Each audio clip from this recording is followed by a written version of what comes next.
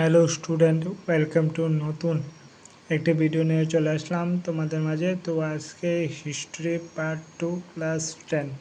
তো তোমরা যারা যারা মাধ্যমিক ক্যান্ডিডেট আছো তোমাদের জন্য অবশ্যই খুবই গুরুত্বপূর্ণ এই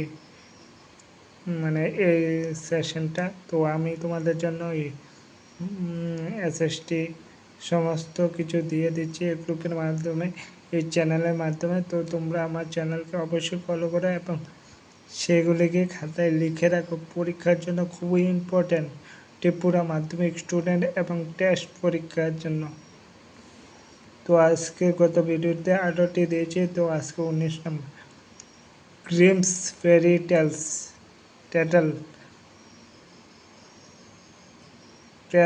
কে রচনা করেন? Grimm brothers. মুদনকে ঈশ্বরের মহাদান বলেছে মার্টিন লুথার। লিবারেশন শব্দের অর্থ কী? সেটা হচ্ছে স্বাধীনতা।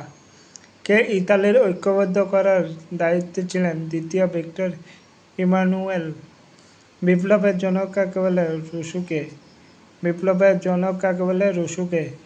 ইতালির প্রথম প্রধানমন্ত্রী কে ছিলেন? Count Camillo di Cavour. আকার বড় অন্তঃস্থল।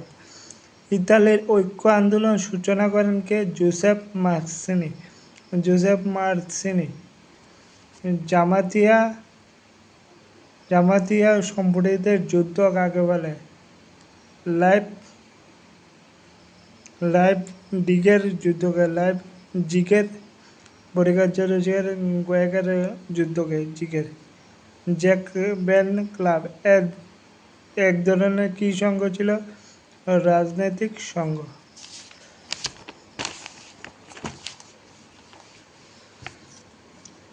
কোন যুদ্ধে নেপোলিয়ন পতন ঘটে? 1815 সালে ওয়াটারলুর যুদ্ধে। কনস্টান্টিনোপলের আইন সংহিতা কবে প্রণয়ন হয়? 1832 সালে। কনস্টান্টিনোপলের।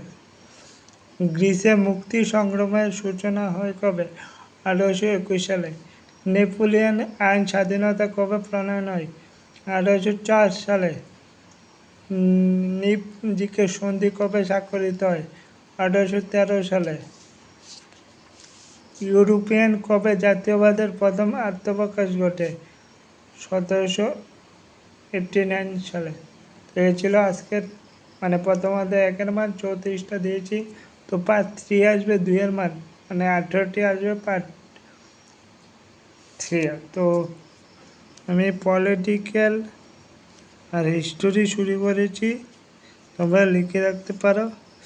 এক চ্যাপ্টার হয়ে যাওয়ার পর বা এভরি সানডেতে আসবে বেঙ্গলি। পলিটিক্যাল হিস্টোরি শুরু হচ্ছে, আর ইকোনমিক্সটা দেব এক অধ্যায় শেষ হোক।